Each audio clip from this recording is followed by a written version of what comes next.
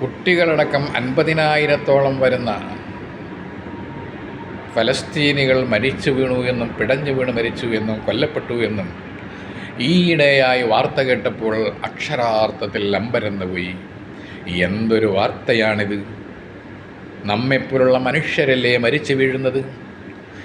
ജീവന് വേണ്ടി യാചിക്കുന്ന, ജീവിക്കാൻ വേണ്ടി കൊതിക്കുന്ന ജനങ്ങളെ രക്ഷപ്പെടുത്തുന്നതിന് പകരം അവരെ കൊന്നൊടുക്കുന്ന പ്രവണത ഒരിക്കലും അംഗീകരിക്കാനാവില്ല. യുദ്ധവെറിയന്മാരെയും യുദ്ധക്കൊതിയന്മാരെയും പിടിച്ചു കെട്ടി കടിഞ്ഞാണിടണം. അതിനുവേണ്ടി ലോകരാഷ്ട്രങ്ങൾ ഒത്തൊരുമിക്കണമെന്നാണ് അഭ്യർത്ഥിക്കുവാനുള്ളത്. സമാധാനത്തിൻ്റെ അന്തരീക്ഷം സൃഷ്ടിക്കുന്നതിന് വേണ്ടി സർവ്വ പവറുമുള്ള രാഷ്ട്രങ്ങൾ ഏതായിരുന്നാലും അവർ മുന്നിട്ടിറങ്ങണം. മറ്റുള്ള രാഷ്ട്രങ്ങളെ കൈകോർത്ത് പിടിച്ചുകൊണ്ട് ലോകത്തിൻ്റെ എവിടെയെല്ലാം ഏതെല്ലാം ഭാഗത്ത് ജനങ്ങൾക്ക് ഭീഷണിയായി നടന്നുകൊണ്ടിരിക്കുന്ന യുദ്ധങ്ങളുണ്ടോ അതെല്ലാം ഉടൻ അവസാനിപ്പിക്കണം. മേലിൽ ഒരു യുദ്ധവും തുടങ്ങാൻ അനുവദിക്കരുത്. മേലിൽ ഒരു യുദ്ധവും തുടങ്ങുകയും അരുത്. ജനങ്ങൾക്ക് ലോകത്ത് മുഴുവനും സമാധാനം വേണം, സ്വൈരജീവിതം വേണം. മനസ്സാക്ഷിയുള്ള സർവരും ഒത്തൊരുമിക്കണം. ആരെയും നാം വേദനിപ്പിക്കരുത്, കൊന്നൊടുക്കരുത്.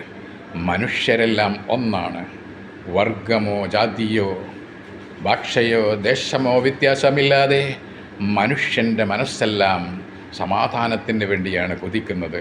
അതുകൊണ്ട് നടന്നുകൊണ്ടിരിക്കുന്ന യുദ്ധങ്ങളെല്ലാം ഉടൻ അവസാനിപ്പിക്കുന്നതിന് വേണ്ടിയും മേലിൽ ഒരു യുദ്ധവും എവിടെയും തുടങ്ങാതിരിക്കാൻ വേണ്ടിയും ലോകരാഷ്ട്രങ്ങളെ കൈകോർത്ത് പിടിച്ചൊത്തൊരുമിക്കുക.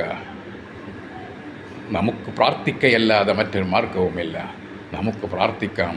ലോകത്ത് മുഴുവനും സമാധാനം പുലരട്ടെ, ജനങ്ങൾക്ക് മുഴുവനും സമാധാന അന്തരീക്ഷം ലഭിക്കട്ടെ, സ്വൈരജീവിതം ലഭിക്കട്ടെ. എവിടെയും ഒരു യുദ്ധവും ഇനി തുടങ്ങാതിരിക്കാനും ഉള്ള യുദ്ധം പെട്ടെന്ന് അവസാനിപ്പിക്കുന്നതിന് വേണ്ടിയും എല്ലാവരും പ്രാർത്ഥിക്കുക.